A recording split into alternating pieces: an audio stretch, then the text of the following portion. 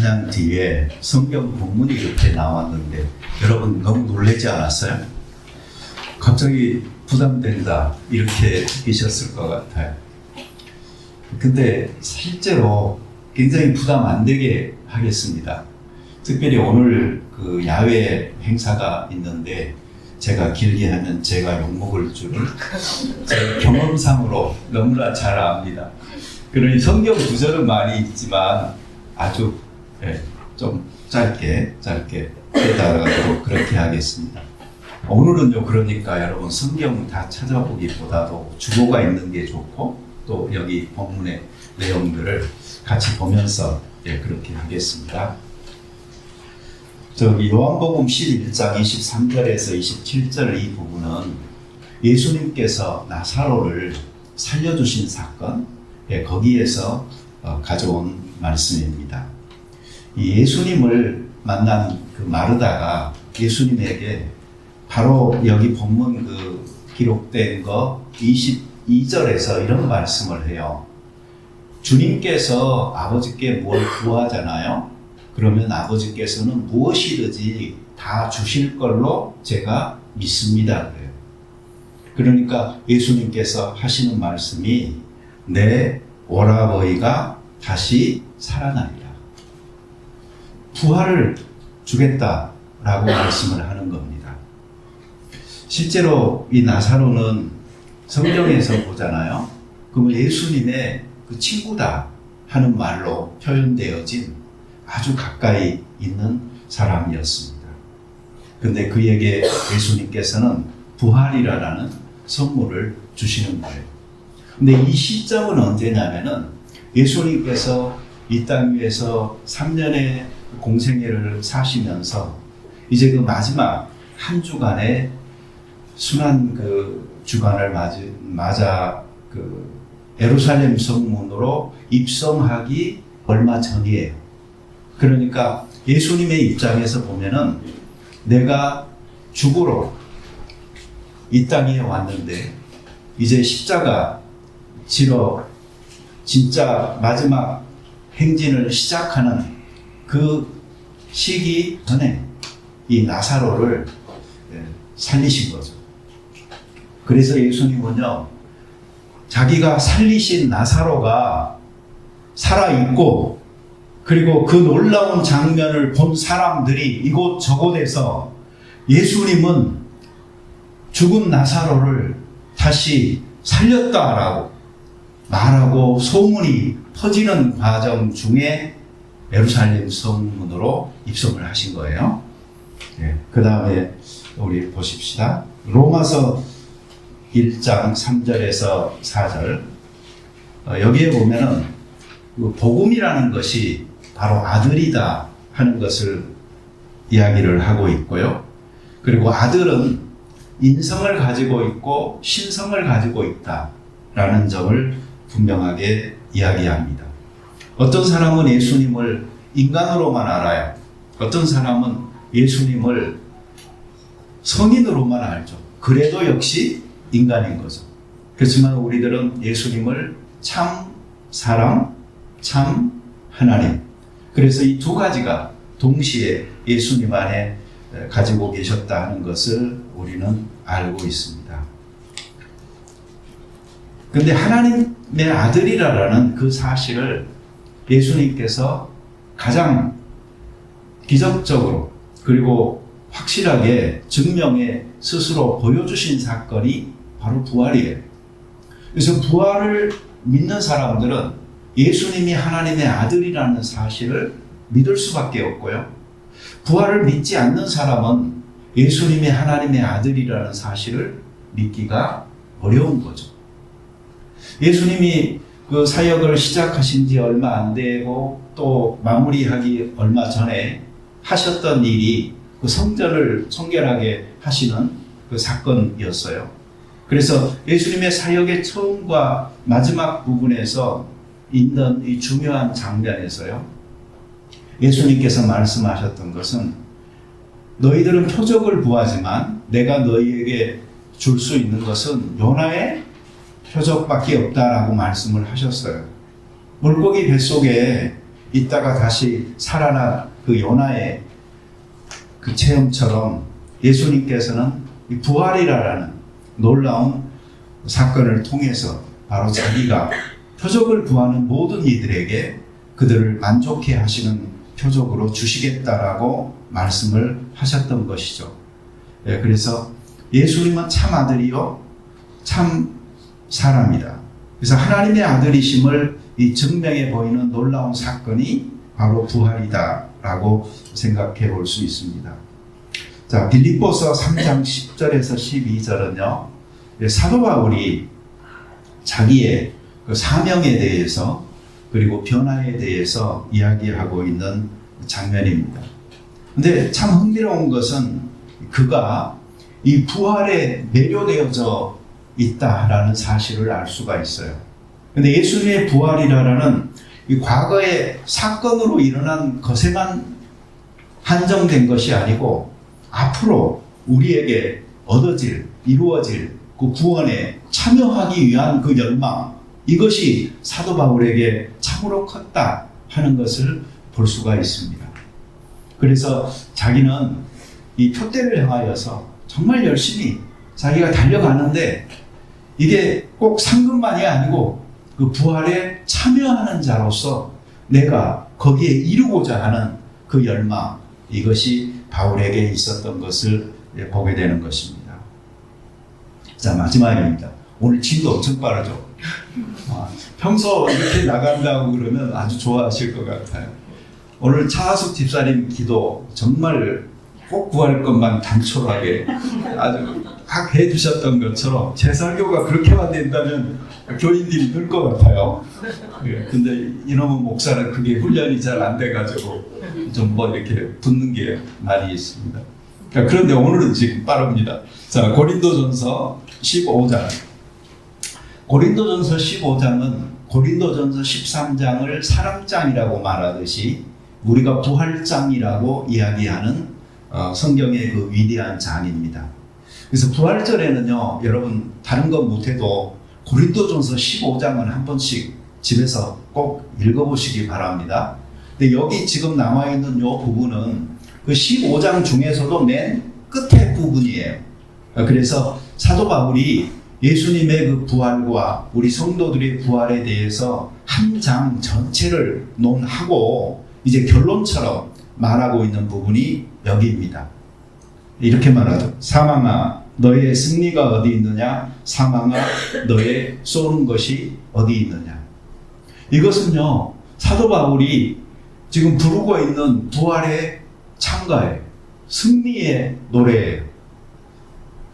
죄로 인해서 사망, 너가 큰 소리치고 우리들을 두렵게 하고 이 세상을 다스리는 것처럼 보였지만 우리 주 예수 그리스도가 부활하여서 너를 무너뜨렸다.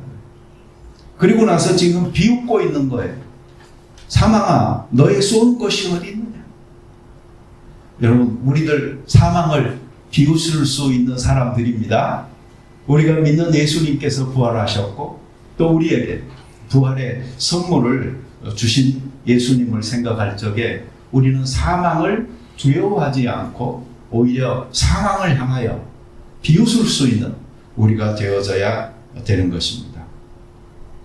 57절에 우리 주 예수 그리스도로 말미암아 우리에게 승리를 주시는 하나님께 감사하노니. 자, 58절이 이제 결론입니다. 이 부분이 이제 제가 설교하고 싶은 것이겠죠. 자, 봐보세요. 그러므로 내 사랑하는 형제들아, 견실하며 흔들리지 말며 항상 주의 일에 더욱 힘쓰는 자들이 되라. 이는 너희 수고가 주 안에서 헛되지 않은 줄 알미니라. 아멘. 이게 전체 그 부활장의 결론이에요.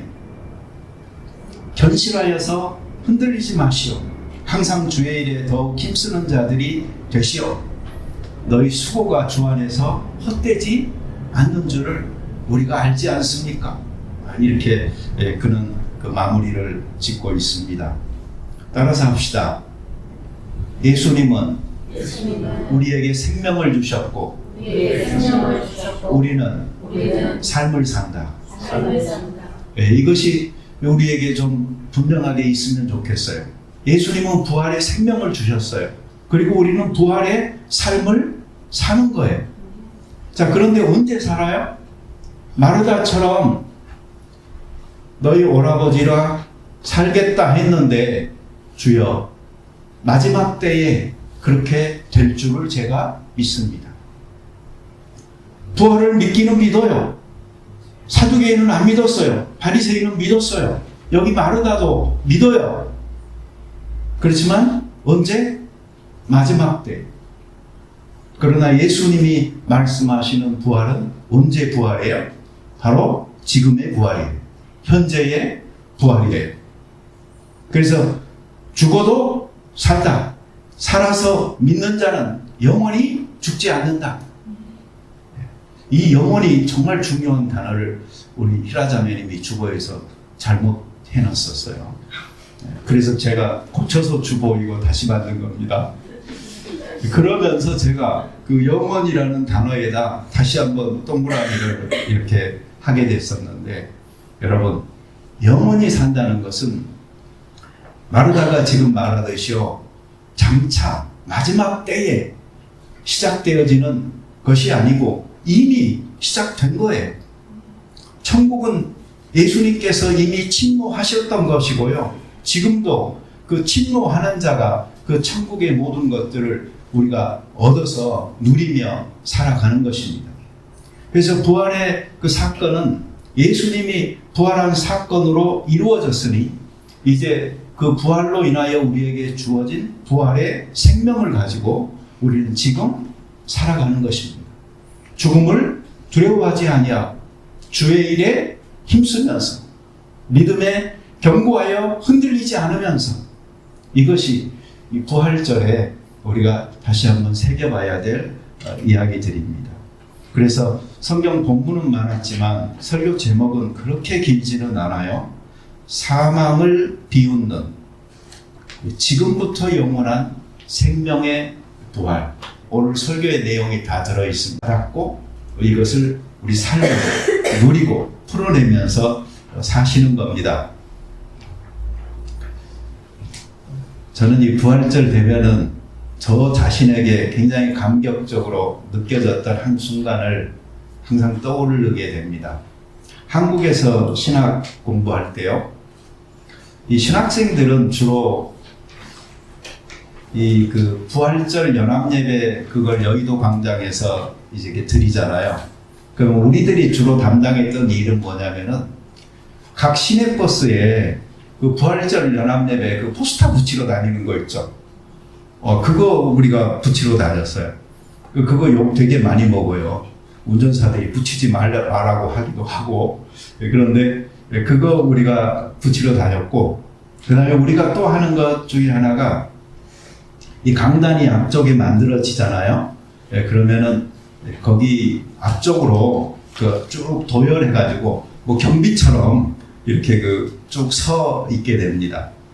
그래서 만약의 사태를 대비하기 위한 이제 그런 건데, 근데 그때의 느끼는요, 정말 감동적인 한순간이 있었어요. 뭐냐면요, 예수 다시 사셨네라는 찬양을 하는데 바로 그 옆에 누가 있는 줄 아세요? 구세군 군악대가 있어요. 그러니까 그 광장에 모인 수많은 사람들이 들을 수 있도록 그 연주를 하는 바로 그 옆에 있으니 얼마나 시끄럽겠어요. 그런데요, 그 순간에 그 음악이 나오니까요, 우리가 부르는 찬양은 아무리 크게 소리를 질러도요, 너무나 적은 거예요. 그러니 정말 목청껏 터져가고 부르는 겁니다. 왜 내가 이렇게 크게 부르는데도 안 들리지? 막 이러면서요. 근데 그렇게 정말로 온 힘을 다해서 이렇게 찬송을 부르는 그 엄청난 그 감동이 있어요. 인정자매님이 연초인가요? 우리 이야기할 때 그런 말 했었죠. 우리 교회가 찬송을 좀 크게 하는 교회가 됐으면 좋겠다고, 모든 사람들이. 그런데 여러분, 지금까지 그걸 기도만 해 오셨으면요, 바로 오늘이 가장 크게 찬송을 하셔도 되는 날입니다.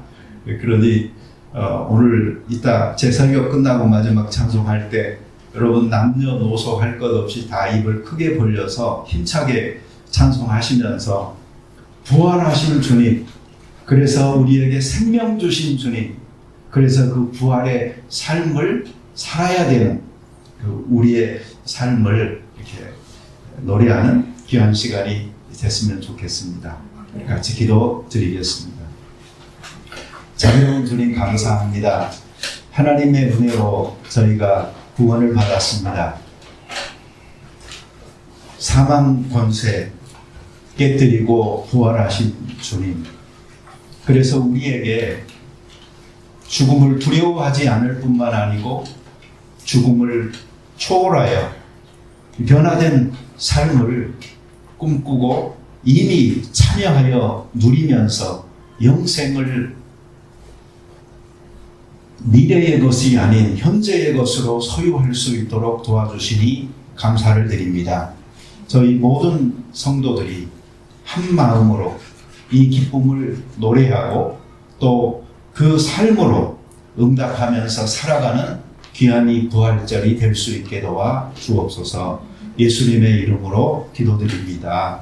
아멘.